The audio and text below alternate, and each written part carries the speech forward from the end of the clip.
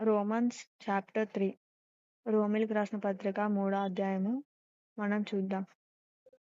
So, అక్కడ దేవుడు ప్రధానంగా 3 విషయాల కోసం మాట్లాడుతున్నాడు. ఒకటేమొచ్చి పాపం కోసం, ఇంకొకటి రిడెంప్షన్ అంటే విమోచన గురించి మాట్లాడుతున్నాడు. ఇంకొకటి జస్టిఫికేషన్ అంటే న్యాయం. సో, 3 విషయాల కోసం మాట్లాడుతున్నాడు. ఈ రోమీయులు అనే ఒక పదం ఇదంతా కూడా 50 ఏడీలోని పౌలు కొరింథీలో ఉన్నప్పుడు రాశాడు. రోమీయుల దగ్గరికి వచ్చేసరికి అందరూ అన్యుడే కనిపిస్తారు. అంటే అన్యజనాలు కనిపిస్తుంటారు. తెలుసు మనందరికీ. అన్యజనాలంటే ఎంత ఎలాంటి స్థితిలో ఉన్నారో అనేది. సో, లైక్ విగ్రహారాధన. ఇంకా ఇంకా దేవుడు గురించి తెలియని వారు ఎంతోమంది ఉంటారు కదా! అన్యజనాలంటేనే అంతే. సో, అక్కడికెళ్ళి పౌలు రాయడం, రోమీయులకి అక్కడున్న సంఘానికి రాయడం, చెప్పడం. సో, ఇదంతా కూడా మనకి చదివితే కనిపిస్తది. అయితే దేవుడు అంటున్నాడు, నేను యూదుడను, ఇంకా నేను అన్యుడను అని దేవుడు చూడట్లేదని. అయితే నువ్వు యూదుడివైతే ఏమి అని అడుగుతాడు. ఎక్కడ? రోమిలకు రాసిన పత్రిక 3వ అధ్యాయం స్టార్టింగ్ వచనంలో అంటాడు. నువ్వు యూదుడివైతే ఏంటి? సున్నతి పొందితే ఏంటి అని అంటాడు. ఒకసారి ఆ వచనాలన్నీ కూడా మనం చదువుతున్నట్లయితే దేవుడు అంటాడు, ఇప్పుడు యూదుడైతే గొప్పవాడా? గొప్పవాడు కాదు. పోనీ అన్యుడేమైనా గొప్పవాడా? ఇద్దరు గొప్పవాళ్ళు కాదు. ఎవరు గొప్పవాడు ఇక్కడ అంటే యేసుక్రీస్తు వారు మాత్రమే గొప్పవారు, రక్షకుడు, రాజులకు రాజు, ప్రభులకు ప్రభు. సో, ఆయన నుండి మనం ఏం ఏం చూస్తున్నాం, ఏం నేర్చుకుంటున్నాం. మొదటంతా కూడా పాపం గురించే ప్రస్తావించబడుతది. ఎంత పాపం చేసినా గానీ నేను చేయలేదు అన్నట్లే మనం ఏం చేసుకుంటామంటే, ఎన్నిసార్లు తప్పులు చేసినా, పాపాలు చేసినా సరే మనం ఏమనుకుంటామంటే, ఇది దేవుడు క్షమిస్తాడులే, తర్వాత నెక్స్ట్ డే నుంచి మళ్ళీ నార్మల్‌గా మన లైఫ్‌ని లీడ్ చేద్దాం. అట్లా అని అనుకుంటా ఉంటాం. ప్రతిసారి కూడా ఇదే జరుగుతుంటది. అయితే పాపానికి, పరిశుద్ధతకి చాలా డిఫరెన్స్ ఉంటది.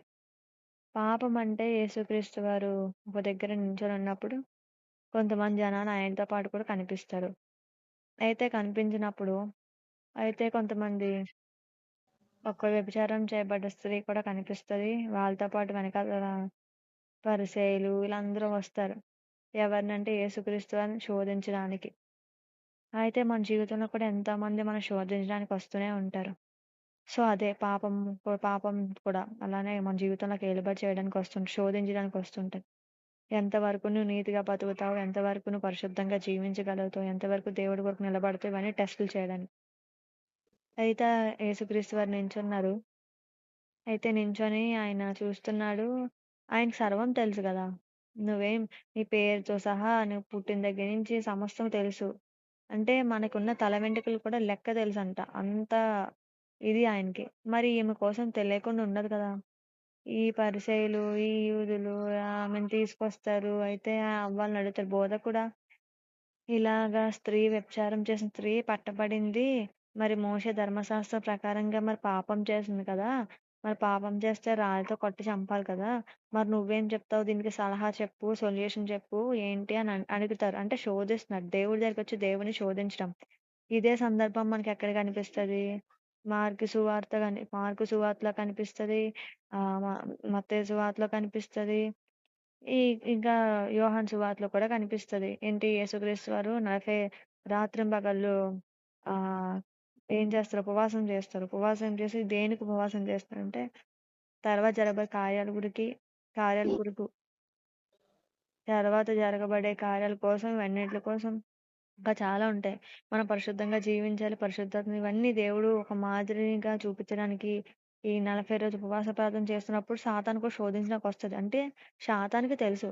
దేవుడు ఈయనే, నిజమైన దేవుడు ఈయనే, రక్షకుడు ఈయనే, అన్నీ ఈయనే అని తెలిసి కూడా శోధించడానికొస్తే ఆయన ఏమంటాడు? నీ ప్రభువుని నువ్వు శోధించడానికి ఎందుకింత చూస్తున్నావు అని అంటాడు. అంటే దెయ్యాలకి తెలుసు దేవుడెవరో. బట్ మనుషులకి తెలీదు దేవుడెవరో. అయితే ఈ యొక్క పరిసయ్యులు కూడా అలాగే శోధించడానికొస్తారు. ఆహ్, అడుగుతారు. అయితే ఆయన ఏమంటాడంటే, మోషే ధర్మశాస్త్ర ప్రకారం అయితే మనం ఏం చేయాలి? రాళ్ళతో కొట్టి చంపాలి. స్త్రీని గాని, పురుషుడు గాని పట్టబడితే. మరి యేసుక్రీస్తు వారు దగ్గరికొచ్చినప్పుడు మరి స్త్రీ తెచ్చేది పురుషుడేనా అని అడుగుతారు గదా! కొడితే ఇద్దరిని ఈక్వల్‌గా కొట్టాలి. మరి ఇద్దరిని ఈక్వల్‌గా కొట్టాలి. మరి ఒక్క స్త్రీ కనిపిస్తుంది. పురుషుడు కనిపించట్లేదు. అంటే ఎక్కడైనా మనం ఈ లోకంలో కూడా చూసినట్లయితే వ్యభిచారం చేస్తుంది. స్త్రీ వ్యభిచారం చేస్తుంది. స్త్రీ ఇలా చేసింది. స్త్రీ అలా కట్టుకుంది. అలా వేసుకుంది. ఇది, ఇది మాట్లాడుతుంటారు. మరి పురుషుడు ఎలాంటి వస్త్రాలు వేసుకుంటున్నాడు? పురుషుడు ఎలా నడుస్తున్నాడు? ఎక్కడ ఏ ప్రదేశానికెళ్తున్నాడు? ఎట్లా చూస్తున్నాడు? ఇవి మాత్రం లెక్కలోకి రావు. వ్యభిచారం చేస్తుందనంటే స్త్రీని మాత్రమే చూపిస్తాం. మరి పురుషుల్ని ఎందుకు చూపించట్లేదు? అంటే పురుషుడుంటేనే కదా స్త్రీ ఉంటది. స్త్రీ ఉంటే పురుషుడుండడు. పురుషుడుంటేనే స్త్రీ ఉంటది. ఎందుకంటే పురుషుని దగ్గర నుంచే కదా మనకి అంటే అక్కడి నుంచే కదా మనొక్క ఏమైంది కొత్త పాత నిబంధనలోని యేసుక్రీస్తు వారు ఏం చేశారు? ఒక నరుడిని సృజించి, ఆ నరుని యొక్క ఎముక నుంచి స్త్రీని చేశాడు. అంటే ఎక్కడి నుంచి స్త్రీ వచ్చింది? నరుడి నుంచే స్త్రీ వచ్చింది. పాపం కూడా ఎక్కడి నుంచి స్టార్ట్ అయింది? ఆదికాండం అక్కడి నుంచే స్టార్ట్ అయింది. తినకూడని పండు తిన్నారు. పాపం స్టార్ట్ అయింది. ఇదొకటి. సో, ఇలా చూసుకున్నట్టయితే పాపం అలా ఏలుబడి చేస్తూనే ఉంది. అయితే వచ్చారు బోధకుడు అడిగితే, మరి ఆ వ్యక్తి అంటే ఈళ్ళు సైలెంట్ అయిపోయారు. అంటే ఒక ఆన్సర్ లేకుండా అయిపోయింది. అంతే కదా! ఆన్సర్ లేదు. తప్పు చేశారు. అయితే ఆయన ఏమంటాడు? తిరిగి వెళ్ళు అమ్మా అంటాడు. తిరిగి వెళ్ళు మళ్ళీ పాపం చేయొద్దంటాడు. అలాగే ఎళ్ళింది మళ్ళీ పాపం చేయలేదు. బట్ గద్దింపనేది చాలా అవసరం అంటారు. మరి గద్దింపు విన్నా లోబడకుండా ఉన్నట్లయితే మనం ఎలా అసలు దేవుడి దగ్గరికి చేరుకోగలం? ఈ రోమీలు కూడా అంతా అన్యుల కోసమే ఉంటది. ఎందుకంటే ఇప్పుడు మనకి అవసరమైనదేంటి? అన్యులు రక్షించబడడం చాలా అవసరం. ఎందుకంటే అందరికీ సువార్త ఎళ్ళాలని దేవుడి యొక్క ప్రేరేపణ ఉంది. దేవుని యొక్క ఆశ ఉంది. నెరవేర్చాలి. ఆశ నెరవేర్చాలంటే అన్యులందరూ కూడా నిజమైన దేవుడిని ఒప్పుకోవాలి.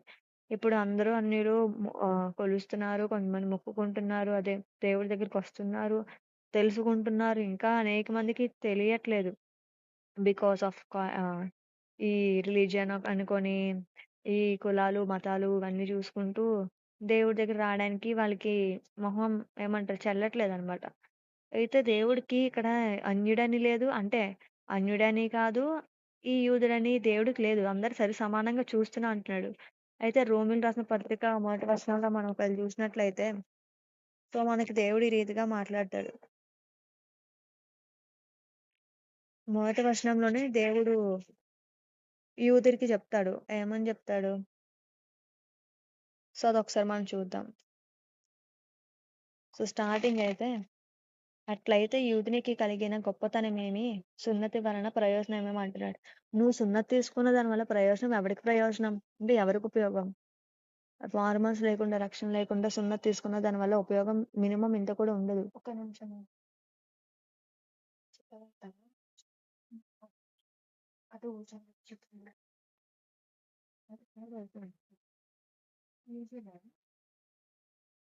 ఓకే.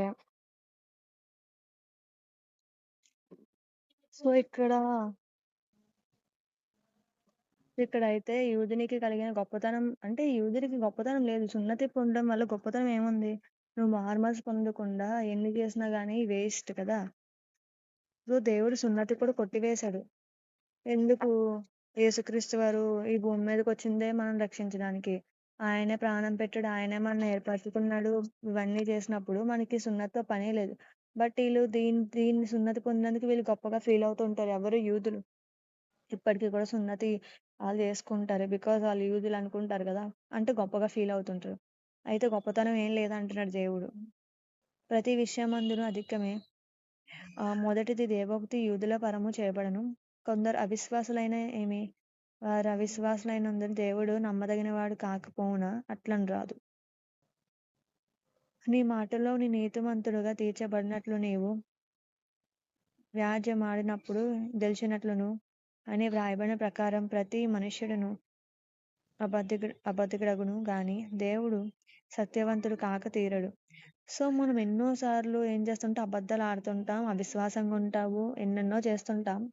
బట్ దేవుడు ఏమంటున్నాడు? దేవుడు నమ్మదగిన వాడని మనందరికీ తెలుసు. అందుకే దేవుడు ఏమంటున్నాడు మూడో వచనంలో అంటే, దేవుడు నమ్మదగిన వాడు కాకపోవునా అంటున్నాడు. నీకు క్వెషన్ మార్క్ ఏస్తుంది. కాకపోతాడా? దేవుడు నమ్మదగిన వాడు కాకపోతాడా? కొందరు అవిశ్వాసులైతే దేవుడేం చేస్తాడు దానికి? సో, దేవుడెప్పుడు కూడా నమ్మదగిన వాడే కదా! సో, నమ్మకం అనేది దేవుడు నమ్మదగినవాడు. అందుకే మనం ప్రతిసారి దేవుడిని నమ్మాలి అంటాం. కొలవాలి అంటాం. ఆయన్ని నమ్మాలి. మనుషులనేమో వచ్చి ఏం చేయాలంటే దూరం పెట్టాలి. సో, మనుషుల్ని నమ్మితే మనకేం రాదు. శూన్యం తప్ప. సో, ఇవన్నీ కూడా మనం వింటున్నాం. అయితే నీతిమంతుడుగా తీర్చబడినట్లు నీవు వ్యాజ్యెమాడినప్పుడు గెలిచినట్లును అన్నీ వ్రాయబడిన ప్రకారం ప్రతి మనుష్యుడు అబద్ధికుడగును. కానీ దేవుడు సత్యవంతుడంటున్నాడు. సత్యవంతుడంటున్నాడు, నమ్మదగినవాడంటున్నాడు, సత్యవంతుడు. ఆయనలో సత్యముంది, ఆయనలో నీతుంది, ఆయనలో యథార్థతుంది. మనుషుల్లో సత్యం లేదు, యథార్థత లేదు, నమ్మకం లేదు. సో, మనుషుల్లో లేనిది ఎవరి దగ్గర ఉన్నది? దేవుడి దగ్గర ఉంది. సత్యం అంటే వాక్యమే సత్యం. యోహాను రాసిన సువార్తలో మొదటి అధ్యాయంలో ఉంటది కదా! సో, అదే రీతిగా దేవుడు మాట్లాడుతున్నాడు.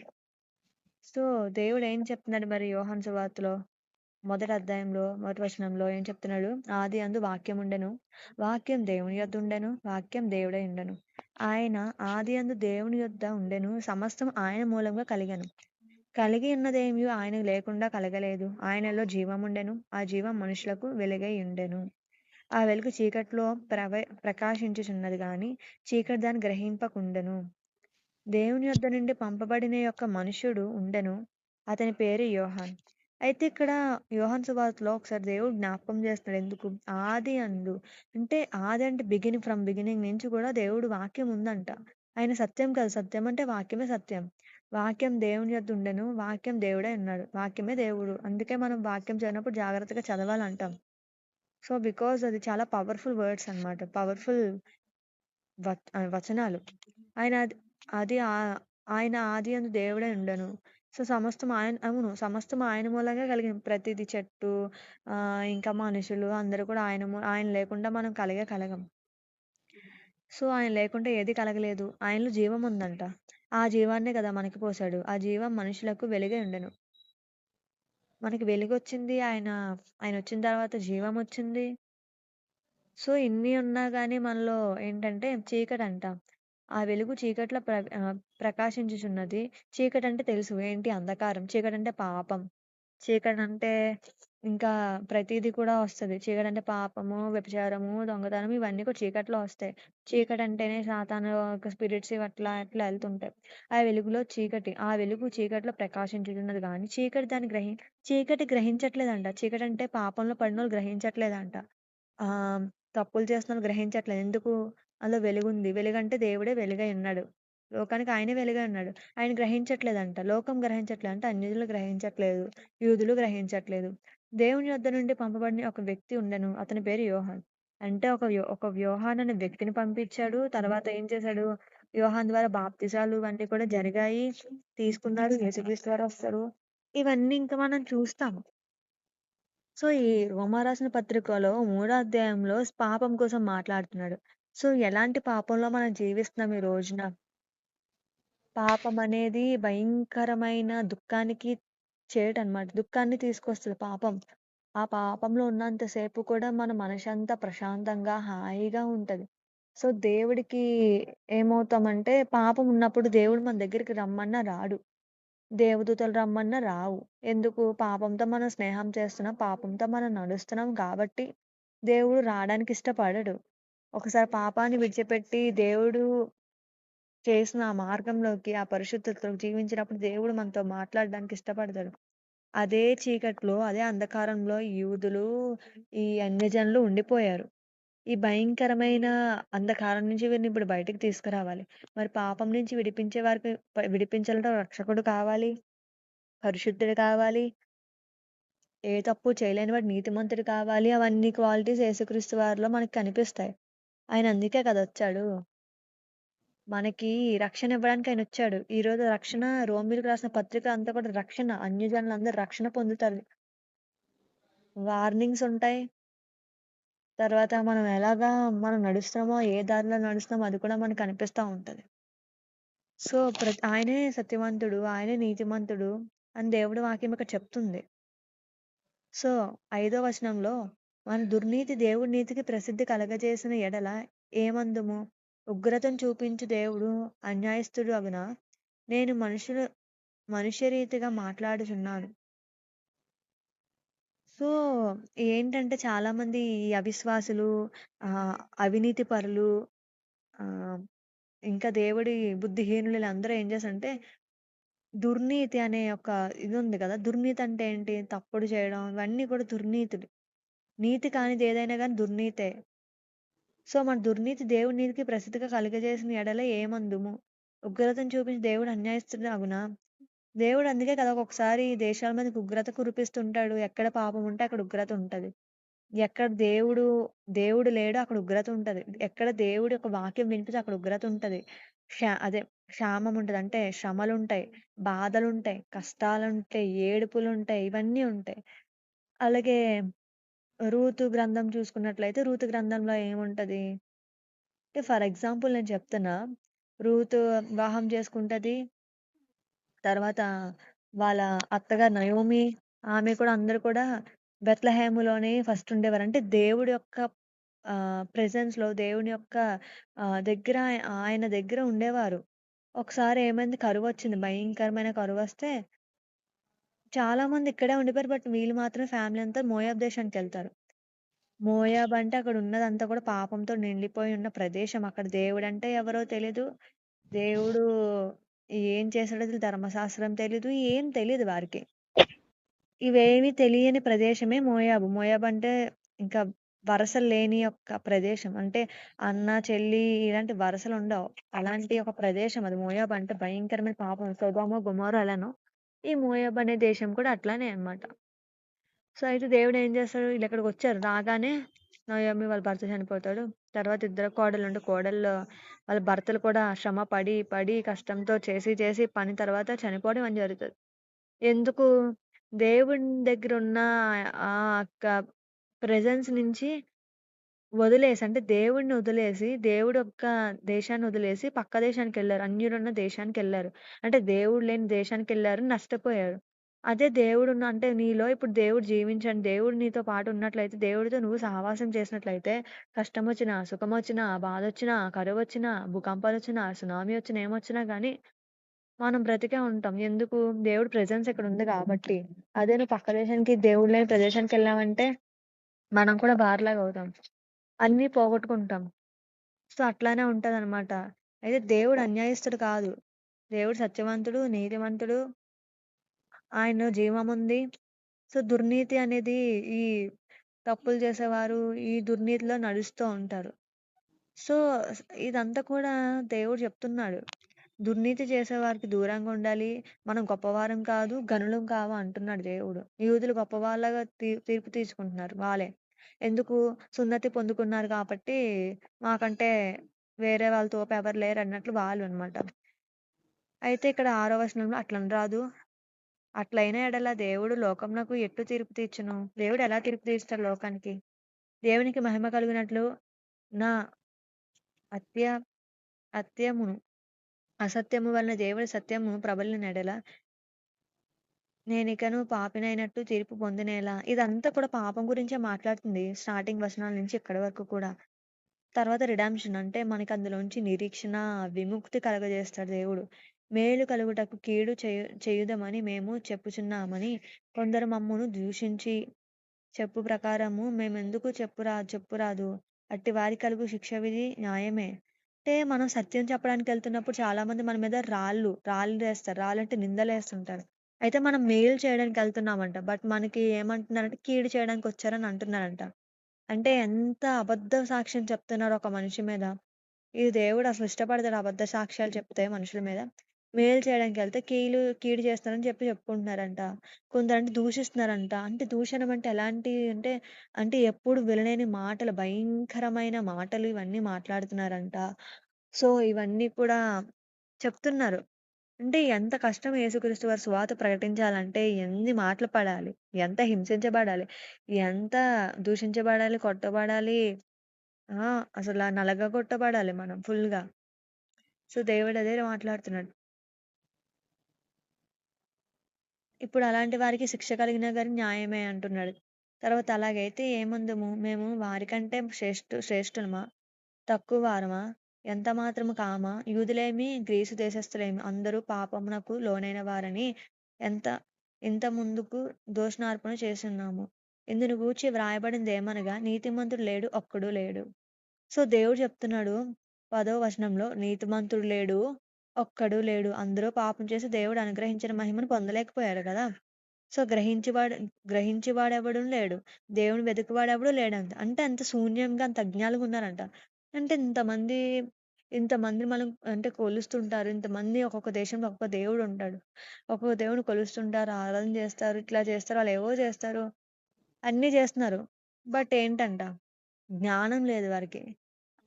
అందులోనేంటి ఎంత చేసినా నీతిమంతులు లేరంటున్నాడు. నిజమే కదా! మన మన మనం నివసిస్తున్న ఈ యొక్క దేశంలో గాని, ఎక్కడైనా గాని ఎవరు నీతిమంతులుగా ఉన్నారు? ఎంతమంది నీతిగా నడుస్తున్నారు? ఎంతమంది నీతిగా ప్రవర్తిస్తున్నారు? అందుకే ఆయన అంటున్నాడు, నీతిమంతుడు లేడు, ఒక్కడు లేడు. గ్రహించేవాడు ఎవడు లేడంట. అంటే వాడు కనీసం గ్రహించైనా గ్రహించట్లంట. అంటే నువ్వు ఎలా ఉన్నావు? ఏ పరిస్థితిలో ఉన్నావో కూడా గ్రహించలేని స్థితిలో నువ్వు ఉన్నావంట. దేవుడు వెతికేవాడు ఎవడు లేడంట. ఇప్పుడు నిజంగా మనుషులు బద్ధకస్తులయిపోయారు కదా! సోమరితనంగా అయిపోయారు. దేవుడు ఎతకడానికి కూడా వాళ్ళకి టైం లేదనమాట. వెతికేవాడు ఎవరు లేరని చెప్తున్నాడు దేవుడు. సో, ఇది చాలా అసలు దేవుడు ఇట్లా మాట్లాడడానికి రీజన్ ఏంటి? బికాజ్ అందరూ పాపం చేశారు. దేవుడు అనుగ్రహించిన మహిమ పొందలేకపోయారు. అందుకే కదా దేవుడు మనకి రక్షణ అనుగ్రహించాడు. సో, నీతి మార్గంలో నడమని పదే పదే చెప్తున్నాడు మనకి. సో, దేవుడు వెతకడానికి మనుషులే లేరంట. అలానే ఉంది పరిస్థితులన్నీ కూడా మనం చూస్తుంటే దేశంలోని, మన మనం వెళ్తున్న ప్రతి ఒక్క ప్రదేశంలోని ఇవన్నీ చూస్తుంటే దేవుడు లేడని చెప్పిస్తారని పాపం చేస్తారు. అవునా కాదా? ఒక్కొక్క ప్రదేశానికి వెళ్తుంటారు. ఏవేవో చేస్తుంటారు. అంటే అసల దేవుడంటే భయం లేదు. అంటే దేవుడొక భయం లేని వారు ఎలా ఉంటారు? భయంకరమైన శ్రమలు అనుభవిస్తారు. దేవుడు లేని ప్రదేశం ఏదైనా గాని అది ఫలించదు. ఫలించదు. ఎప్పుడు కూడా ఉగ్రతలోనే ఉంటూనే ఉంటది. భయం లేదు, భక్తి లేనప్పుడు ఏం జరుగుతది? భయభక్తులు కలిగి దేవుడు ఉండమన్నాడు. మరందరూ భయభక్తులు కలిగి ఉంటున్నారంటే ఎవరూ లేరు. అందరును త్రోవ తప్పి యుక్తముగా పనికి మాలిన వారైరి. మేలు చేయువాడు లేడు, ఒక్కడు లేడంట. అందరూ పనికిమాలిన వాళ్ళయ్యారంట. మేలు చేయడానికి ఎవరు కూడా రావట్లేదంట. వారి గొంతుకు తెరిచిన సమాధి తమ నాలుకతో మోసం చేదురు. వారి పెదవుల క్రింద సర్పవిషమున్నది. అంటే ఈ గొంతుకుతో తెరిస్తే సమాధి అంటే ఏంటంటే చాలామంది మన దాంట్లోనే చూసుకున్నట్లయితే చాలామంది ఏం చేస్తారు? ఈ క్రైస్తవులు అనబడిన వారే అవ్వచ్చు. చర్చికొచ్చినప్పుడు ఒక భక్తిగా ఉంటారు. చర్చి బయటకొచ్చినప్పుడు ఇంకో భక్తిగా ఉంటారు. అంటే వీళ్ళ గురించి మనం తెలుసుకోవాలంటే వాళ్ళ ఇంటి పక్కన వాళ్ళు విన్న సాక్ష్యాలే చాలు మనకి. అది మనకి ఇనఫ్ అన్నమాట. వాళ్ళే చెప్తారు. వీళ్ళ పక్క వాళ్ళకి నీళ్ళెవరు? వీళ్ళ నోరు తెరిస్తే బూతులొస్తాయి. వీళ్ళ క్రైస్తవులంటారు. అందుకే దేవుడేమంటున్నాడు 13వ వచనంలో, రోమీయులకు రాసిన పత్రిక 3 అధ్యాయం 13వ వచనంలో ఏమంటున్నాడు? వారు గొంతుక తెరిచిన సమాధంట. వారు నోరిప్పితే అన్నీ కూడా భయంకరమైన మాటలు, నెగెటివ్ వర్డ్స్ ఇవన్నీ మాట్లాడతారు. అంటే సమాధంటున్నాడు. తమ నాలుకతో మోసం చేదురంట. ఈజీగా నాలుకతో అంటే అబద్ధం చెప్పి మోసం చేయడం, ఇవన్నీ చూస్తుంటాం. చాలా తెలివైన వారు ఉంటారు కదా! మోసపుచ్చడం, ఉన్నది లేనట్లుగా, లేనిది ఉన్నట్లుగా చెప్పి మోసాలు చేయడం, అలాంటి వారి గురించి చెప్తున్నాడు. పెదవుల కింద సర్ప విషం ఉందంట. అంటే సర్పంతో పోల్చాడు దేవుడు. ఒక మనిషిని సర్పంతో పోలిస్తే అదంతా వినడానికి మనకి ఎట్లా అనిపిస్తది? అంటే మనం ఏదో చదువుతున్నాం, వెళ్ళిపోతున్నాం. బట్ అసల కింద సర్ప విషం ఉంది అని అంటున్నాడు. అంటే ఎంత భయంకరంగా వారి యొక్క హృదయాలు గాని, వారి యొక్క మనస్తత్వం గాని ఉన్నది ఈ రోజున. ఎలాంటి స్థితిలో ఉన్నారు వారసల. దేవుడి గురించి భయభక్తులు లేవు, ఏమీ లేవు. నోరిప్పితే ఇష్టసరమైన మాటలు. వారి నోటి నిండా శపించుటయు, పగయు ఉన్నవంట. శపిస్తారంట, పగంట. దేవుడి బిడ్డలు ఎక్కడైనా శపిస్తారా? దేవుడి బిడ్డలు ఎక్కడైనా నోటితోని అంటే పగలుంచుకుంటారా? ఈ పగలనేవి మనం చేసే పనులు కాదు. అన్యజనులు చేస్తారు. అన్యజనులంటే వారికి దేవుడు తెలియదు కదా! వాళ్ళు అదే రీతిగా వాళ్ళు వెళ్తా ఉంటారు. మన దేవుడిని తెలుసుకొని కూడా అదే తప్పు చేస్తున్నాం, అదే పాపం చేస్తున్నాం. నోటితోనే ఏంటి శపిస్తున్నాము, నోటితోని పగలు పెంచుకుంటున్నాము, భయంకరమైన వేదన గుండా ఎళ్తున్నాం. బికాజ్ మనం చేసే పనులు, ఈ పాపం అనేవి ఎక్కడి నుంచి వస్తుందంటే వీటన్నిటి నుంచి కూడా ఏర్పడి చేస్తుంటాయి. మన నోరు జాగ్రత్తగా ఉండాలి గదా! అందుకే సామెతలు అంటారు కదా! నోరు జాగ్రత్తగా ఉంటే ఊరు జాగ్రత్తగా ఉన్నట్లు. అంటే నువ్వు నోరు మంచిగా వాడితే ఊర్లో ఉన్న వాళ్ళందరూ కూడా మంచిగా మాట్లాడతారు. అదే నీ నోటితో ఇష్టాసారమైన మాటలు మాట్లాడితే వాళ్ళు కూడా అదే మాట్లాడతారు. అందరూ తిట్టుకుంటారు. ఈవిడ, ఈయన, ఆహా! ఈళ్ళ గురించి మాకు తెలుసు. వీళ్ళు అలాంటోళ్ళు అంటారు. సో, బికాజ్ మన నోరు మన కంట్రోల్‌లో ఉండాలి. మన నోరు తప్పి అదుపువైన మాటలు మనం మాట్లాడకూడదు అంటాడు. మితంగా మాట్లాడాలి అని చెప్పి నిన్న విన్నాం మనం. సామెతల గ్రంథం 17 అధ్యాయంలో. మితంగా ఎందుకు మాట్లాడాలంటే ఇలాంటివి మన మీదకి రాకుండా ఉండడానికి కొరకే ఇవన్నీ అన్నమాట. సో, ఇన్ని మన సామెతలు వింటున్నాం, చదువుతున్నాం. ఈ పాపం నుంచి మాత్రం మనకి విడుదల కలగలేకపోతుంది. ఎందుకు? నోరు సరిగ్గా ఉండట్లేదు. నోరు సరిగ్గా అంటే ఆటోమేటిక్‌గా బాడీ మన మాట వింటది. బాడీ మన కంట్రోల్‌లో పెట్టుకోవాలి. అంతేగాని బాడీని శరీరానికి అప్పగించకూడదు. అందుకే ఎప్పుడు శరీరానికి, ఆత్మకి పోరాటం ఉంటూనే ఉంటది. పాపం చేయమని చెప్తది. ఇట్లా మూవీకెళ్ళమని చెప్తది, షికారుకెళ్ళమని చెప్తది. ఇవన్నీ అంటే లోకంగా నడమని శరీరం ఎప్పుడు కూడా బలహీనంగా ఉంటది. దాన్ని బలపరచాలంటే మన స్పిరిట్ స్ట్రాంగ్‌గా ఉండాలి. స్పిరిట్ స్ట్రాంగ్‌గా ఉండాలంటే మనం ఫస్ట్ దేవుడిని ఫాలో అవ్వాలి. ఈ పాపం నుంచి విడుదల అంటే నోరు కంట్రోల్ ఉంటే అన్ని కంట్రోల్ ఉంటది. అందుకే నువ్వు తినాల్సిన ఫుడ్డే తినాలి. ఆహ్, అది నీకు ఆకలేయకపోయినా గానీ నచ్చింది కదా అని చెప్పి అలా అలా తింటూ ఉన్నావనుకో ఫుడ్ కంటిన్యూయస్‌గా ఏమవుతది? యాసిడిటీ ఒస్తది. తర్వాత ఫ్యాటొస్తది. తర్వాత వెయిట్ గెయిన్ అవుతాం. తర్వాత హాస్పిటల్‌కెళ్ళి చూపించుకుంటాం. ఎందుకు? మితంగా తింటే. అంటే సరిపోయినంత తింటే నువ్వు ఎక్స్‌ట్రా తినాల్సిన అవసరం ఉండదు కదా! నోరు అలాంటిది. నోరెప్పుడు ఆడుతూనే ఉంటది. సో, నోరు కంట్రోల్‌లో ఉండాలంటున్నాడు. రక్తం చిందించుటకు వారి పాదములు పరిగెత్తుచున్నవి. నాశనమునకు కష్టమును వారి మార్గంలో ఉన్నవి. శాంతి మార్గం వారెరుగరు. సో, దేవుడేమంటున్నాడు? రక్తం అంట. రక్తం చిందించడం అంటే ఎవరినైనా చంపడానికి కూడా వెనకాడరంట. వాళ్ళ పాదాలెప్పుడు కూడా ఎవరిని వేటాడదామా? ఎవరిని చంపుదామా? ఎవరి మీద అంటే పన్నాగం పన్నుదామా? ఎలా ప్లాన్ చేద్దామా? అన్నట్లే వాళ్ళు పాదాలు పరిగెడుతూ ఉంటాయంట. చూడండి లోకం మీద మనం చూసినట్లయితే ఎవరో దారిన పోయి సైలెంట్‌గా అలా ఎళ్తుంటే ఎవరో కొంతమంది వాళ్ళెవరో కూడా వీరికి తెలీదు. ఏం చేస్తుంటారు? కర్రలతో కొట్టడం, కారు మీద దాడులు చేయడం, లేదా చంపడాలు, బంగారం కోసం వాళ్ళు అంతా కూడా వారి రక్తం చిందించడానికి పక్కోళ్ళ రక్తం చిందించడానికి పాదాలెప్పుడు కూడా పరిగెడుతూ ఉంటాయంట. నాశనం చేయడానికి కష్టమును వారి మార్గంలో ఉన్నవంట. సో, శాంతి మార్గం వాళ్ళు ఎరగరంట. శాంతి అనేదే మనకు తెలీదంట. సో, దేవుడన్న శాంతి అనేది తెలియకపోతే మనం ఏం చేస్తాం? అదే రీతిగా అదే త్రోవలో మనం వెళ్తా ఉంటాం. వారి కనుల ఎదుట దేవుడి భయం లేదంట. వాళ్ళకసలు భయమనేదే లేదంట వాని కంటికి. అంటే మేము పాపం చేస్తున్నాము, ఎలా చంపడానికెళ్తున్నాము, ఎలా ఇదంతా చేస్తున్నాము అనే ఒక భయం లేదంట, ఒక భక్తి లేదంట. ఈ భయము, భక్తి లేనివాడు ఒకడున్నాడు మన బైబిల్‌లో. ఎవరు? అపవాది. అంటే సాతాను. లూసిఫర్ అనే వ్యక్తి. దేవుడంటే ఒక దూతని దేవుడు చేసినప్పుడు దూతకన్నీ ఇచ్చినప్పుడు నీవు ఇది పాలించు, ఇది రూల్ చేయి, ఇట్లా ఉండి ఇవన్నీ నువ్వు చూసుకో అంటే ఏం చేశాడు? గర్వించాడు. అహం పెరిగింది. అహం పెరిగినోడు ఏం చేస్తాడు? మాట వినడు. మాట వినకపోతే ఊరుకుంటాడేంటి దేవుడు? దేవుడు సింహాసనాన్ని తీసుకోవడానికి చూసాడు. ఏం చేశాడు? కిందకి తన్నాడు. కిందకి తన్నితే ఏదెం తోటలో పడతాడు. పడిన తర్వాత ఏంటి? దేవుడంటే భయం లేదు, భక్తి లేదు. మరేం చేశాడు? కిందకి పడిపోయాడు. మనం కూడా అంతే. ఈ పాపం చేస్తే మనం కూడా ఇలాగే కింద పడుతూ ఉంటాం అపవాదిలాగా. సో, అపవాది మనం శోధించకుండా ఉండాలంటే మనం ముందు శాంతి మార్గం ఏదో ఎంచుకోవాలి. శాంతి మార్గం ఏదో తెలుసుకోవాలి. వాళ్ళ కన్నులకి అసలు భయమనేది లేదంట. అపవాది కూడా అంతే కదా! భయపడలేడు కాబట్టే కిందున్నాడు. కింద పడ్డాడు. అందరి మీద ఏలుబడి చేస్తున్నాడు. ప్రతి నోరు మూయబడినట్లును, సర్వలోకము దేవుని శిక్షకు పాత్రుడగునట్లును ధర్మశాస్త్రం చెప్పుచున్న వాటన్నిటిని ధర్మశాస్త్రమునకు లోనైన వారితో చెప్పుచున్నవి ఎరుగుదుము. అయితే ఏలయనగా ధర్మశాస్త్రం సంబంధమైన క్రియల మూలంగా ఏ మనుష్యుడు ఆయన దృష్టికి నీతిమంతుడని తీర్చబడడు. ధర్మశాస్త్రం వల్ల పాపముగా ఎట్టిదో తెలియబడుచున్నది. ఇట్లుండగా ధర్మశాస్త్రమునకు వేరుగా దేవుడు నీతి బయలుపరచబడుచున్నది. దానికి ధర్మశాస్త్రము ప్రవక్తలను సాక్ష్యమిచ్చుచున్నారు. సో, ఇక్కడ దేవుడు ఏం మాట్లాడుతున్నాడంటే ముందంతా పాపం కోసం చూసాం. తర్వాత మళ్ళీ దేవుడు ధర్మశాస్త్రం కోసం మాట్లాడుతున్నాడు. మరి ధర్మశాస్త్రం అంట అందరూ ఫాలో అవుతారంట. ధర్మశాస్త్రం తూచా తప్పకుండా ఫాలో అవుతారు. 10 ఆజ్ఞలు ఫాలో అవుతారంట. నువ్వు ఫాలో అయ్యి మళ్ళీ అదే రిపీట్ చేస్తే దానివల్ల ఉపయోగం ఏంటి? అంటే మనిషి క్రియల మూలంగా జీవించడు కదా! వాక్యం మూలంగా కదా జీవించేది. మరి నీలో వాక్యం లేనప్పుడు నువ్వు ఎన్ని క్రియలు చేస్తే ఏంటి? మంచి పనులు చేస్తే ఏంటి? సత్క్రియలు చేస్తే ఏంటి?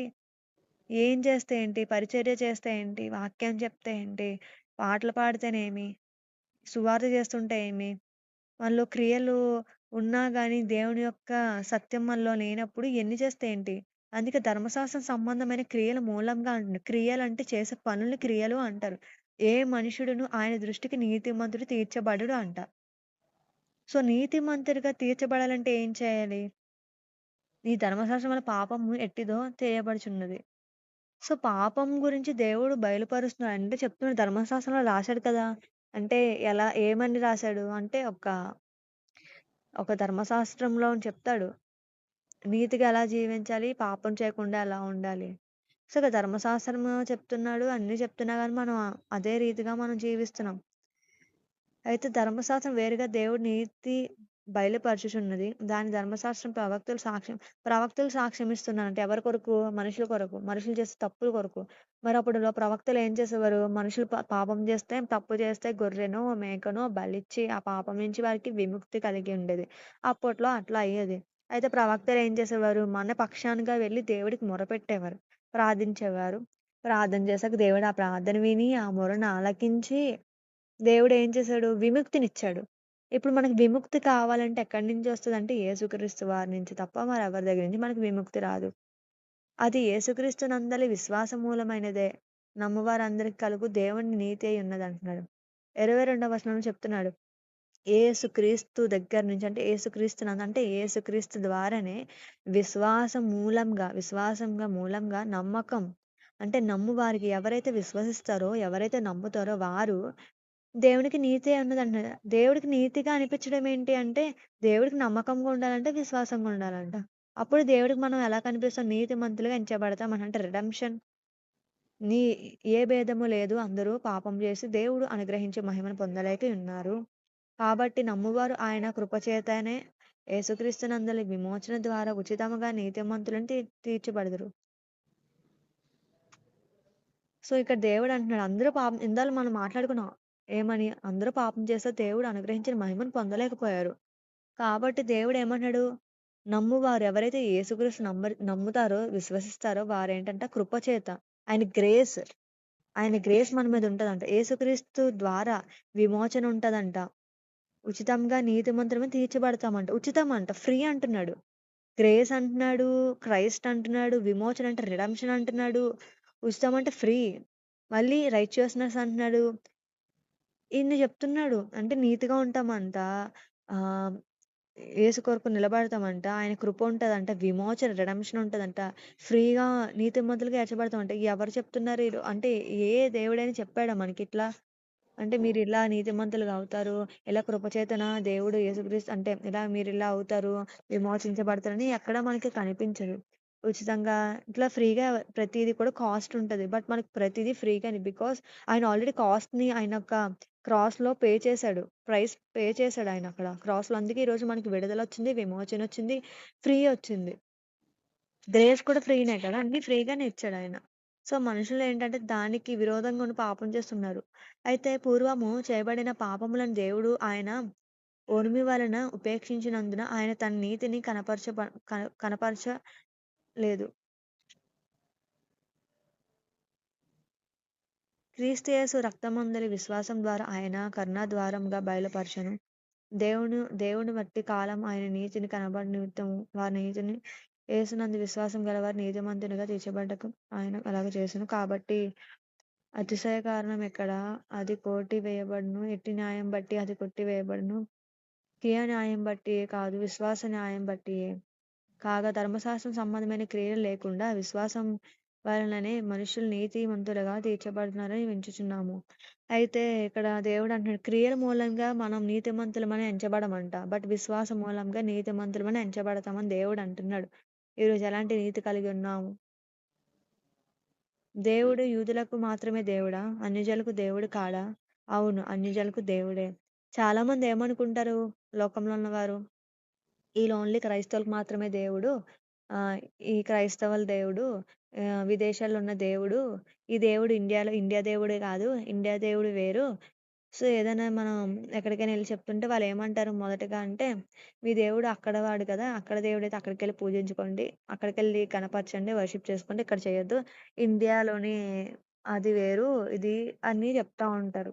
అయితే దేవుడేమంటున్నాడు, నేను యూదులకు మాత్రమే దేవుడా? మీకు దేవుడు కాదా అంటున్నాడు. అంటే దేవుడు క్వెషన్ చేస్తున్నాడు. అంటే యూదులకి దేవుడైతే మరి అన్యులకు దేవుడు కాదా? అన్యజనులంటే మనం కొత్త నిబంధనలని, పాత నిబంధనలు చూసుకుంటే అబ్రహాం అన్యుడే. మరి దేవుడు ఎన్నుకున్నాడు, ఏర్పరచుకున్నాడు. అన్యుడి నుంచి దేవుడు రక్షించుకున్నాడు. అన్యులకి ఆ రోజు నిజంగా అబ్రహాంని గాని దేవుడు ఆహ్, మాట్లాడకపోతే, ఒకవేళ ఎంచుకోకపోతే, ఈ రోజున ఇశ్రాయేల్ అనే వారే అబ్రహాం నుంచి వచ్చేవారు కదా! ఆ స్వాస్థ్యం నుంచి. అబ్రహాం దేవా, ఇసాకు దేవా, యాకోబు దేవా అని యాకోబుకి ఇశ్రాయేల్ అని పేరు పెట్టేవాడే కాదు కదా! మరి అన్యులే కదా! ఈళ్ళందరూ కూడా. బట్ దేవుడిని తెలుసుకున్నారు. బట్ దేవుడు ఏమంటున్నాడు, మనుషులు ఎలా అంటే, ఆ దేవుడు వేరు, ఈ దేవుడు వేరు, ఈళ్ళు వేరు, ఆళ్ళు వేరు, ఈళ్ళక్కడ దేవుళ్ళు, ఇక్కడ దేవుళ్ళు అంటున్నారు. బట్ దేవుడనేవాడు ఒకడున్నాడు. ఆయనే యేసుక్రీస్తు వారు. ఆయనే ప్రాణం పెట్టారు, భూలోకానికొచ్చారు. ఎన్నో శ్రమలు పొందారు. మనకి విమోచన, విడుదల, రక్షణ, నిరీక్షణ, హోప్ ఇచ్చాడు. సో, అందుకే ఆయన అంటున్నాడు, నేను యూదులకే కాదు, అన్యజనులకు దేవుడు కాదా అంటున్నాడు. అన్యజనులు కూడా దేవుడే కదా దేవుడు. మనకు అన్యజనులంతా కూడా ఈ రోమా రాసిన పత్రికలో అన్యజనులు మనకు ఎక్కువ కనిపిస్తా ఉంటారు. సో, దేవుడు అంటున్నాడు, అన్యజనులకు నేను దేవుడిని కాదా అని. ఈరోజు అన్యజనులు దేవుడిని విసర్జిస్తున్నారు. బూతులు మాట్లాడుతున్నారు. ఇష్టం వచ్చినట్టు అంటున్నారు. యేసుక్రీస్తు వారు ఇట్లా చేశారు, అట్లా చేశారు. ఇట్లాంటి లేనిపోని అపోహలు జనాల్లోకి తీసుకురావడం, ఇష్టాసరమైన మాటలనడం, అంటే భయంకరమైన దూషించడం, ఇవన్నీ చేయడం, అవన్నీ కూడా చేస్తున్నారు. సో, ఇవన్నీ కూడా దేవుడు అవన్నీ చూస్తున్నాడు. బట్ దేవుడు ఇంకా మన మీద ప్రేమని చూపిస్తున్నాడు, కరుణను చూపిస్తున్నాడు, జాలిని చూపిస్తున్నాడు కనుక మన దేశం మీదకి ఎలాంటి విపత్తు రాకుండా దేవుడు అడ్డుకుంటున్నాడు ప్రతిసారి.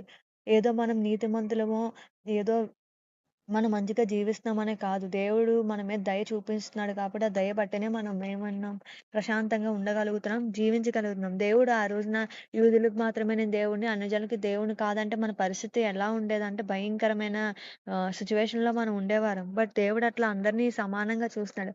బట్ మనుషులే దేవుడిని సమానంగా చూడలేకపోతున్నారు. ఎందుకు అంటే గర్వం అవ్వచ్చు, ఏదైనా అవ్వచ్చు. కులం తక్కువ వారు అని చెప్పంటారు. ఓన్లీ కొంతమంది మాత్రమే దేవుడిని నమ్ముకుంటున్నారు. అంటే ఎంతోమంది గొప్ప గొప్ప వారందరూ అంటే పెద్ద పెద్ద కులం నుంచి వచ్చిన వారు ఎంతో మందిని మనం ఈ రోజున చూస్తున్నాం. టెస్టిమనీస్ ఇస్తున్నారు. ఇవన్నీ చూస్తున్నాం. వీళ్ళందరూ అన్యజనుల నుంచి వచ్చిన వారే కదా! మరి దేవుడు ఎట్లా వాడుకుంటున్నారు వీళ్ళందరినీ? కానీ జనాలు దాన్ని గ్రహించట్లేదు. గుడ్డితనం కలగజేస్తుంది అంటారు కదా! సో, అయితే దేవుడొక్కడే గనక ఆయన సున్నతి గలవారిని విశ్వాసం మూలంగాను, సున్నతి లేని వారిని విశ్వాసం ద్వారాను నీతిమంతులుగా తీర్చును. విశ్వాసం ద్వారా ధర్మశాస్త్రమును నిరాకారం చేయుచున్నామా? అట్లనరాదు. ధర్మశాస్త్రమును స్థిరపరచుచున్నాము. మనం ఏం చేస్తున్నామంటే ధర్మశాస్త్ర ప్రకారంగా ఎట్లా జీవించాలో మనం తెలుసుకోవాలి. సో, దేవుడు మనకెన్నో ఆజ్ఞలిస్తున్నాడు. 1, 2 ఆజ్ఞలు కాదు. పాత నిబంధన అంతా 10 ఆజ్ఞల గురించి, కొత్త నిబంధన అంతగా 4 సువార్తల గురించి, తర్వాత అంతా కూడా చర్చ్ ఎస్టాబ్లిష్‌మెంట్, తర్వాత ఈ అన్యులనేవారు ఎలా యేసుక్రీస్తుని తెలుసుకొనొచ్చారు. కొరింథీ పట్టణం అంతా కూడా ఫుల్ రిచెస్ట్ ఆహ్, కంట్రీ. ఇప్పుడు యూఎస్ అట్లా ఫుల్ సదుపాయాలుంటాయి. వెల్తీస్ కంట్రీ, వెపన్స్ ఉంటాయి. అట్లా ఒక మంచి కంట్రీ. అలాంటి యొక్క దేశాన్నే పవర్‌ఫుల్ కంట్రీ ఏదనంటే యూఎస్ ఒకటే. దానికి తిరిగే లేదు. బట్ ఎలాంటి శక్తివంతమైన దేశమైనా గాని దేవుడి యొక్క మార్గాన్ని ఫాలో అవ్వకపోతే, అవినీతిగా జీవించినట్లయితే, పాపంలో ఇంకా అదే జీవిస్తున్నట్లయితే, ఆ దేశం దేవుడి దృష్టి ఉండదు. ఆయన దృష్టి ఉండాలంటే మనం కూడా ఆయన దృష్టిలో మనం పడాలి. సో, ఈ రోమీయులకు రాసిన పత్రిక 3 అధ్యాయంలో అంతా కూడా మొదటి నుంచి మనకు కనిపిస్తా ఉంటది. దేవుని యొక్క ప్రేమ, దేవుని యొక్క ఆహ్, నీతిని, దేవుని యొక్క నిరీక్షణ మనకు కనిపిస్తది. ఇవన్నీ మనం రిడెంప్షన్ ఉంటది. హోప్ ఉంటది. దేవుడు న్యాయం తీర్చేవాడు. జస్టిఫికేషన్ ఇస్తున్నాడక్కడ. ఆ రోమీ రాసిన పత్రిక 3 అధ్యాయంలో అసల దేవుడు చెప్తున్నాడు. ఒక మనిషి దేవుడిని ఎలా అంటే ఈ మనుషులు గొప్పవారులా ఎంచుకుంటున్నారు ఫస్ట్ థింగ్. దేవుడి కంటే వీరే దేవుడిలాగా ప్రదర్శించుకుంటారు. ఎలా? ఇప్పుడు మన లోకంలో ఎంతమంది నేనే దేవుడినని చెప్పుకుని మనుషులు. వాళ్ళలో ఏ పవర్స్ ఉండవు. వాళ్ళేం చేస్తున్నారు? ఒక ముసుగేసుకొని నేనే దేవుడిని. నా దగ్గరికొస్తే మీకు ఇవి జరుగుతాయి, అవి జరుగుతాయి అంటే వెర్రివాళ్ళు. వెర్రివారంటే బుద్ధిహీనులు. ఈళ్ళేం చేస్తారు, నమ్మేసి జ్ఞానం లేని వారు ఏం చేస్తారు, నమ్మేసి వాళ్ళ దగ్గరికెళ్ళడం, ఆ డబ్బులింత అని చెల్లించడం. అవి తీసుకొని ఆళ్ళు బానే ట్రిక్స్ చేస్తారు. ఇవన్నీ చేసి బానే ఇచ్చేస్తారు. మోసపోతుందెవరు? జనాలు. అంటే వాళ్ళలో తెలివి లేదు. వాడు చేసిందే తప్పు. వాడు చేస్తుంది పాపం. ఆ పాపంలో వీళ్ళు కూడా పాలు పంచుకుంటున్నారు. ఇది దేవుడు చెప్తున్నాడు. ఈ పాపం అంత అంటే మనుషులు మనుషులే గొప్పవాళ్ళుగా మళ్ళీ ఏంటి పాలాభిషేకాలు, ఆ! నీళ్ళభిషేకాలు ఎంత అంటే సాధారణంగా రోడ్డు మీద చూసుకుంటే బీదలుంటారు, పేదవారుంటారు. వీరికి నువ్వు అంత పాలు కేజీ ఎన్ని కేజీలో వేస్ట్ చేసే ఒక మనిషి మీద నువ్వు వేస్ట్ చేసే బదులు ఆ పాలు పేదవాడికిస్తే వాడు అది తిని బ్రతుకుతాడు కదా! ఇక్కడ కూడా ఎంత దుర్మార్గం మనకు కనిపిస్తుంది. ఎంత ఆహ్, అవినీతి పరులసల వీరు. ఇంకా ఏవో చేసి ఇంకా ఇష్టసరమైన అంటే వీరిని గొప్పవాళ్ళే ఎంచుకుంటున్నారు జనాలు, మనుషులు. వీరే దేవుళ్ళగా చూపించుకుంటున్నారు జనాలకి.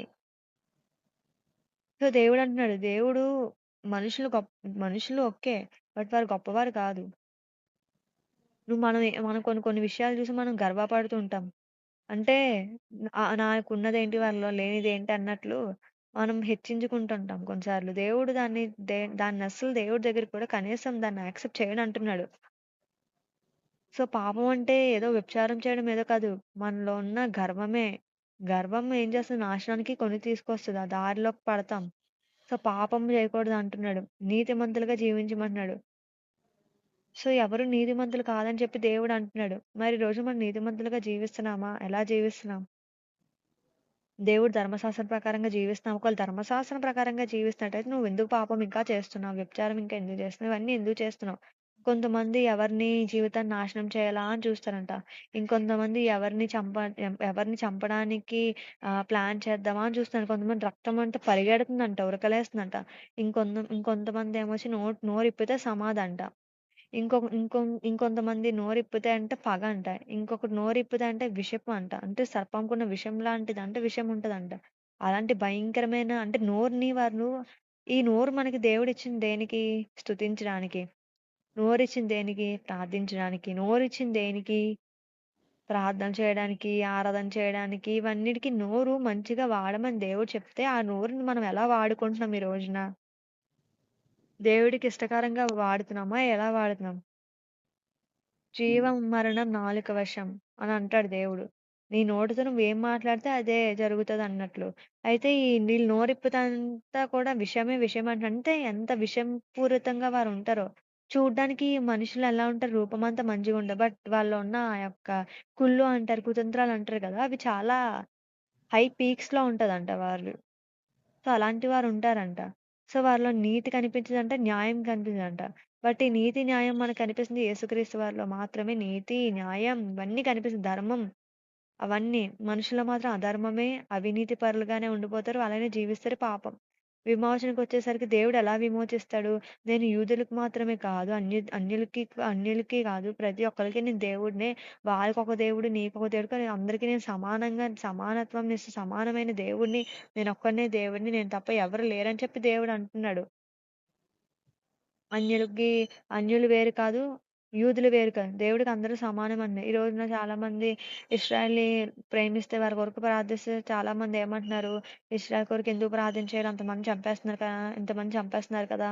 ఎందుకు వాళ్ళ కొరకు ప్రార్థన చేయరు? దేవుడు మనకు ఆజ్ఞిచ్చాడు. యెరూషలేము క్షేమం కొరకు ప్రార్థన చేయమని, ఇశ్రాయేల్ కొరకు ప్రార్థన చేయమని.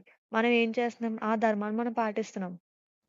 సో, ఇక్కడ ఎవరు గొప్పవారు లేరు. దేవుడు చెప్పిన మాట మనం పాటించడమే మనలో ఉన్న మంచితనం. అందులో ఉన్న నీతి. పాటించపోతే ఇంక మనం ఇంకెందుకు ధర్మశాస్త్రం పాటించకపోతే? ఈళ్ళు ధర్మశాస్త్రం పాటించి కూడా కొంతమంది చెడు దారిలో నడుస్తా ఉంటారు.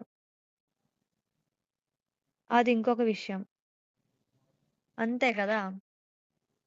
సో, దేవుడు చెప్తున్నాడు ధర్మశాస్త్రం నువ్వు చదివినా, చర్చికెళ్ళినా నువ్వు బయటకొచ్చాక మళ్ళీ లోకానుసారిగా జీవించినట్లయితే దానివల్ల ఉపయోగం లేదు. అన్యుల్లాగా మనం కూడా ఉంటాం అంటున్నాడు. అలాంటి చెడు దారిలో నడవద్దు అంటున్నాడు. అందరికీ నేను దేవుడినే అంటున్నాడు. యూదులు వేరు, అన్యులు వేరు ఇవన్నీ లేవు నా దగ్గర అంటున్నాడు దేవుడు. నేను అందరికీ సమానమే. నేను అందరికీ దేవుడినే. నేను అందరికీ న్యాయం తీరుస్తాను. నేను సత్యవంతుడిని అంటున్నాడు. ఆయనలో సత్యం ఉంది గదా! నీతి ఉంది గదా! యథార్థత ఉంది గదా! అది చూసే కదా మనం యేసుక్రీస్తుని నమ్ముతున్నాం. ఇన్ని వచనాలు ఎవరు చెప్తారు? ఇలా పక్కవాడిని ప్రేమించు నిన్ను కొట్టడానికొచ్చినా గాని ప్రేమించు, క్షమించు అని ఎవరు చెప్తున్నారు ఈ రోజున? దేవుడు ఒక్కడే. యేసుక్రీస్తు వారు మాత్రమే చెప్తున్నారు. నీ పొరుగువాడిని ప్రేమించు, నీ పక్కవాడిని ప్రేమించు, వారి కొరకు నువ్వు ప్రార్థన చెయ్యు. వారు నిన్ను తిట్టినా, ద్వేషించినా, ఏమన్నా గాని సైలెంట్‌గా ఉండు. నీ నోరుని కంట్రోల్ చేసుకో అని దేవుడు నీకు చెప్తుంటే, మరి నీ నోరుని ఈ రోజు నువ్వు కంట్రోల్ చేసుకోగలుగుతున్నావా? సరిగ్గా నీ నోరు వాడబడుతుందా? దేని కొరకు నువ్వు వాడుతున్నావు? దేని కొరకు వాదిస్తున్నావు? ఏమైనా వాదిస్తున్నావా? లేకపోతే గొడవ పడుతున్నావా? ఏం చేస్తున్నావు? ఇవన్నీ కూడా ఇవన్నీ దేవుడి క్రియలు కాదంటున్నాడు. నువ్వు ఎన్ని గొప్ప పనులు చేసినా, ఎన్ని మంచి పనులు చేసినా గానీ, దేవుడి యొక్క క్రియలు నీలో లేకపోతే, దేవుని యొక్క మాటలు, దేవుడి యొక్క ఆజ్ఞలు నీలో లేకపోతే, దేవునిలాగా నువ్వు ఒకవేళ నడవలేకపోతే, పరిశుద్ధంగా ఉండలేకపోతే, నువ్వెన్ని చేసినా వేస్ట్ అని అంటున్నాడు దేవుడు. సో, ఎలా జీవిస్తున్నావు? నీతిగా జీవిస్తున్నావా? ఎలా జీవిస్తున్నావు? పాపం నుంచి బయటకొచ్చావా? లేదా అదే పాపంలో ఉంటున్నావా? సో, ఈ రాత్రికాల సమయంలో మనం ఒకసారి సరి చేసుకోవాలి మన జీవితం. మన శరీరం ఎలా ఉంది? మన కళ్ళు ఎటు చూస్తున్నాయి? మన నోరు ఎటు చూస్తుంది? మన చెవులు ఏం వింటున్నాయి? సో, ఈ బాడీలో అన్ని పార్ట్స్ పనిచేస్తాయి మంచిగా. దేన్ని చూస్తే అదే మన పిక్చరైజ్ చేస్తది. అదే బ్రెయిన్‌లోకొస్తది. ఏం మాట్లాడితే అదే మన నోట్లో మాట్లాడుతూ ఉంటది. సో, నోరెప్పుడు మంచిగా వాడమని దేవుడి వాక్యం చెప్తుంది. చెడుగా ప్రయత్నించొద్దు, చెడుగా ఉండొద్దు. వారికి హాని చేసినా గాని నువ్వేం చేయాలి? వాళ్ళ కొరకు నువ్వు ప్రార్థన చేయడమే మన పని. వారిని క్షమించడమే మన పని. అయితే పాపం చేసినంత వరకు హాయిగా, కులాసాగా, మంచిగుంటది. ఒక్కసారి పాపం చెయ్యి దాటిందంటే మననింకా దేవుడు కూడా చెయ్యిచ్చి లేపడు. సో, అంత భయంకరంది పాపం. అంధకారంలో పడ్డామంటే దాని నుంచి బయటికి రావాలి. ఈ అంధకారంలో, ఈ చీకట్లో కూడా వెలుగుని గ్రహించలేకపోతుందంట చీకటి. సో, చీకటిలోని వెలుగొచ్చిందే ఎవరు? యేసుక్రీస్తు వారు. ఒక వెలుగు మార్గాన్ని మనకు చూపించారు. ఒక దారి చూపించారు పరలోక రాజ్యానికి వెళ్ళడానికి. ఎవరైనా చెప్తున్నారా మనకి ఈ రోజున? ఇలాగ ఇది తీసుకుంటే ఖచ్చితంగా నువ్వు పరలోక రాజ్యానికెళ్తావు అని. ఎవ్వరైనా ఈ ప్రపంచంలో ఎవ్వరైనా చెప్తున్నారా? ఇంతమంది దేవుడిని పూజిస్తున్న వారు ఎవరైనా గాని చెప్తున్నారా? మీరిలా పరలోక రాజ్యానికెళ్తాను గ్యారంటీ ఇవ్వగలుగుతున్నారా? బట్ దేవుడు గ్యారంటీ ఇస్తున్నాడు. యేసుక్రీస్తు వారు నీతిమంతుడు కదా! Righteous person. ఆయన మనకి ఏమిచ్చాడు అంటే గ్యారంటీ ఇచ్చాడు. వన్స్ నువ్వు తీసుకుంటే నువ్వు హెవెన్‌కెళ్తావు. నా దగ్గరుంటావని. బట్ మిగతా వాళ్ళు ఎవరైనా గ్యారంటీ ఇచ్చారా? ఫ్రెండ్స్ గ్యారంటీ ఇవ్వగలరా? ఫ్యామిలీ గ్యారంటీ ఇస్తదా? లోకం గ్యారంటీ ఇస్తదా? చుట్టుపక్కల వాళ్ళు గ్యారంటీ ఇవ్వగలుగుతారా ఈ రోజున? అందుకే దేవుడి దగ్గరికి చేరాలంటే నీతి యొక్క మార్గాన్ని మనం ఎంచుకొని, ఆ నీతి మార్గం నడిస్తేనే తప్ప దేవుడి రాజ్యంలోకి మనం ఎళ్ళలేము, ప్రవేశించలేము కూడా. సో, మనకేంటి విమోచన ఆయన దగ్గర నుంచే మనకి విమోచనొచ్చింది. ఆయన విమోచించాడు మనల్ని. స్వరక్తం ఇచ్చి కొనుక్కున్నాడు. మనం ఆయన వారం, ఆయన సొత్తు, ఆయన పిల్లలం మనం. మనం ఇప్పటికీ పిల్లలమే. పిల్లల్లాగే ఆయన చూస్తున్నాడు. అందుకే స్నేహితుడా అంటాడు, పిల్లల్లారా అని అంటాడు. ఇట్లా దేవుడు ఇలా సంబోధించి మాట్లాడుతూ ఉంటాడు. అంటే మనం పిల్లల్లాగా ఉంటున్నాము. తర్వాత దేవుడికి స్నేహితుల్లాగా కూడా ఉంటున్నాం. దేవుడు ఎంత మంచిగా పోలుస్తున్నాడు మనల్ని. మిగతా ఎవరైనా మనల్ని ఇలా పోల్చి చెప్తున్నారా ఈ రోజున? ఎవ్వరు చెప్పట్లే కదా! ఆయనే మార్గం. ఆయనే న్యాయం తీరుస్తాడంట. ఈరోజు ఎంతమంది మనల్ని ఎన్ని అనుకుంటున్నారో, ఎంతమంది ఎన్ని రకాలుగా మనల్ని మాట్లాడుకుంటున్నారో, ఎన్ని రకాలుగా మన గురించి తప్పుడుగా ఆలోచిస్తున్నారో, ఎంతమంది మనల్ని అంటే చంపడానికి ఎన్ని ప్రయత్నాలు చేస్తున్నారేమో అవన్నీ తెలీదు. బట్ దేవుడు ప్రతి దాంట్లో న్యాయం తీరుస్తానంటున్నాడు. నేను న్యాయవంతుడును, సత్యవంతుడును అని అంటున్నాడు దేవుడు. న్యాయం తీర్చేవాడు యెహోవాయే కదా! ఆయనకి మంచి చెడు తెలుసు. మంచి మార్గం ఏదో తెలుసు. చెడు మార్గం ఏదో తెలుసు. మనల్ని ఎలా నడిపించాలో, ఏ దారిలో పంపించాలో ఆయనకి తెలుసు. ఈరోజు ఏ మార్గం ఎంచుకుంటున్నామో, ఏ మార్గంలో వెళ్తున్నాం, ఇంకా పాపంలో జీవిస్తున్నట్టయితే పాపాన్ని విడిచిపెట్టి ఆయన దగ్గరికి రమ్మని అంటున్నాడు. ఆయన నేను నిన్ను విమోచిస్తాను అంటున్నాడు. నేను నిన్ను విడిపిస్తాను అంటున్నాడు. రక్షిస్తానంటున్నాడు. బలమిస్తానంటున్నాడు. విడిచిపెట్టి రమ్మని ప్రార్థిస్తున్నాడు. పిలుస్తున్నాడు. మరి నువ్వు దేవుడి దగ్గరికెళ్తున్నావా? ఒక్కసారి మనం జ్ఞాపకం చేసుకుంటే దేవుడి మాటలు నీ పాపం ఏ ఏ ఏ ఎలాంటి పాపమైనా, ఎలాంటి శాపమైనా దేవుడి దగ్గరకొస్తే దేవుడు దాని నుంచి విమోచిస్తానంటున్నాడు. దేవుడు దానికి న్యాయం తీరుస్తానంటున్నాడు. ఇప్పుడు కాకపోయినా గాని పరలోక రాజ్యంలో అక్కడ న్యాయం అంతమంది దేవదూతల ముందు ఆహ్, ప్రవక్తల ముందు వీళ్ళందరి ముందు కూడా దేవుడు న్యాయం తీరుస్తాను అంటున్నాడు. నీకు న్యాయం తీర్చే దేవుడు నేనొక్కడినే అంటున్నాడు. ఆయన తప్ప మనకి న్యాయం తీర్చేవాడు ఎవ్వరూ లేరు. అందరూ పాపం చేశారు. అందరూ దేవుడు అనుగ్రహించిన మహిమ పొందలేకపోతున్నారు. ఎందుకు పొందలేకపోతారంటే పాపం అడ్డొస్తుంది. దేవుడికి నీకు నీకు దేవునికి మధ్య పాపము అనేది ఏమైనా కార్యాలవి జరగట్లేదంటే ఇవేమైనా అడ్డుంటేనే కదా జరగవు. దేవుడి దగ్గరికెళ్ళకపోతే ఇవన్నీ ఎలా జరుగుతాయి? సో, పాపం నుంచి విడుదల పొందుకోవాలి. పాపం నుంచి బయటకి రావాలి. పాపంలో ఎప్పుడు కూడా పడకూడదు. సో, పాపం నుంచి వీలైనంత త్వరగా మనం బయటికి రమ్మని దేవుడు ఆజ్ఞిస్తున్నాడు, పిలుస్తున్నాడు. నువ్వు చూస్తున్న ఎవరైనా గానీ, ఎవరైనా పాపం చేసినట్టయితే దేవుడు నేను నిన్ను విమోచిస్తాను అంటున్నాడు. ఎంత ఘోర పాపివైనా గానీ నేను నిన్ను క్షమిస్తానంటున్నాడు. ఈ రోజున నీకు క్షమించడానికి ఎవరు నీ దగ్గర రాలేదేమో! నిన్ను చూసి అందరూ అసహ్యించుకుంటున్నారేమో! నిన్ను చూసి అందరూ దూరంగా నెట్టేస్తున్నారేమో! ఎందుకంటే నిన్ను పాపం చేశానని నీ యొక్క మొహాన్ని నువ్వు చూపించుకోలేకపోతున్నావేమో! ఇవన్నీ నీ మనసులో ఉన్నాయేమో! బట్ దేవుడంటున్నాడు, "నా దగ్గరికి రా. నా కుమారుడా, నా కుమార్తె నా దగ్గరికి రా. నేను నిన్ను విడిపిస్తాను, విమోచిస్తాను. నేను నీతిమంతుడు, సత్యవంతుడు. నాలో సత్యముంది. నాలో జీవముంది. నాలో వెలుగుంది. నా దగ్గరికి రా." చీకట్లో ఉన్నవాడు వెలుగులోకొస్తే వెలుగులోకొచ్చినప్పుడు వాడి పాపాలంతా కూడా క్షమించబడతాయి. అది దేవుడి దగ్గరికొచ్చినప్పుడు. అందుకే మారుమనసు పొందాలి, రక్షణ పొందాలని దేవుడంటున్నాడు. రక్షణ కోసమే ఈ ఈ రోమిలకు రాసిన పత్రిక అంతా కూడా రక్షణ కోసం మాట్లాడబడుతుంది. చెప్పబడుతుంది. రక్షణ అంతా కూడా అన్యజనులకి రక్షణ రావడం కొరకు దేవుని యొక్క ప్రధాన ఉద్దేశ్యం ఏంటంటే, ప్రతి ఒక్కరు కూడా రక్షణ పొందాలి. ప్రతి ఒక్కరు కూడా దేవునితో కలిసి భోజనం చేయాలి. దేవునితో కలిసి ఉండాలి అని దేవుని యొక్క ఆశ, నిరీక్షణ. సో, మరొకసారి మనం ప్రతి విషయంలో కూడా ఆలోచించాలి. ఎలా ఆలోచిస్తున్నాం? మన ఆలోచనలు, మన నడవడిక ఇవన్నీ కూడా మన శరీరం పరిశుద్ధంగా ఉండాలి. మన శరీరం నలగ్గొట్టబడుతూ ఉండాలి. ప్రతిసారి మన శరీరానికి సిలువేస్తా ఉండాలి. లేదంటే శరీరం మన మాట వినకుండా గతి తప్పుతుంది. అప్పుడు నువ్వు ఏం చేయలేవు. ఆ రోజు నువ్వు ఏడ్చినా, నీ తల కొట్టుకున్నా, బాదుకున్నా గానీ there is no use. Because చేయాల్సినంత చేసిన తర్వాత దేవుడి దగ్గరకొస్తే ఏముంటది? ఏముండదు కదా! అందుకే దేవుడంటున్నాడు, "నీ పాపం విడిచిపెట్టి నా దగ్గరికొచ్చినప్పుడు నేను విడిపిస్తాను, విమోచిస్తాను. నీకు న్యాయం తీర్చేవాడు నేను. నీకు ఈ లోకం న్యాయం తీర్చకపోయినా నేను న్యాయం తీరుస్తాను" అంటున్నాడు. సో, ఎవరు నీకు న్యాయం తీర్చే పని దేవుడు ఈరోజు నీకు న్యాయం తీరుస్తాను అంటున్నాడు. ఈ వాగ్దానాన్ని కూడా మనం పట్టుకొని దేవునితో కలిసి మనం నడిచినట్టయితే మన జీవితం ఒక కలర్‌ఫుల్‌గా ఉంటది. అదే ఈ పాపం అంతా నెత్తి మీదేసుకొని ఉంటే ఎప్పుడు కూడా టెన్షనే. ఎప్పుడు కూడా భయమే. ఎందుకు అంటే పాపం మనలో ఏలుబడి చేస్తుంది గనక. సో, ఒక్కసారి నీ యొక్క హృదయాన్ని దేవుడికిచ్చి చూసినప్పుడు దేవుడు యాక్సెప్ట్ చేస్తాడు. దేవుడు హృదయాలు చూస్తాడు. రూపాన్ని చూడడు. నువ్వేమేసుకుంటున్నావో చూడడు. నువ్వేం కట్టుకుంటున్నావో చూడడు. నువ్వేం అలంకరించుకుంటున్నావో చూడడు. దేవుడు చూసేది హృదయాన్ని మాత్రమే. ఆ హృదయం కూడా పరిశుద్ధంగా ఉండాలి. ఆయన స్వరక్తం కొనుక్కున్నాడు కాబట్టి, ఆ రక్తంతో మనం విమోచించబడుతున్నాం ఈ రోజున. అది కూడా దేవుడి యొక్క మహా కృప వల్ల. ఆయన దయ చూపిస్తున్నాను అంటున్నాడు. కృప చూపిస్తున్నాను అంటున్నాడు. ఫ్రీ ఆఫ్ కాస్ట్ అంటున్నాడు. ప్రతీదీ ఉచితమే అంటున్నాడు. ఆయనలోకొస్తే ప్రతీదీ ఉచితమే. మనకేం డబ్బులు కట్టాల్సిన అవసరం లేదు. నువ్వు కూర్చోడానికి నువ్వు చర్చికెళ్ళినప్పుడు నువ్వు డబ్బులు పే చేయాల్సిన అవసరం లేదు. ఆయన దగ్గరికెళ్తే చాలు ఆయనే నీ జీవితాన్ని మారుస్తానంటున్నాడు. మార్చేలా చేస్తానంటున్నాడు. నీ హృదయాన్ని ముందు శుద్ధి చేసుకోమంటున్నాడు. నీ హృదయం దేవుడికి అప్పగించమంటున్నాడు. అప్పగించితేనే అప్పుడు దేవుడు కార్యాలు చేస్తాను అంటున్నాడు. ఈ చిన్న వాక్యం దేవుడు దీవించి ఆశీర్వదించును గాక. ఆమేన్.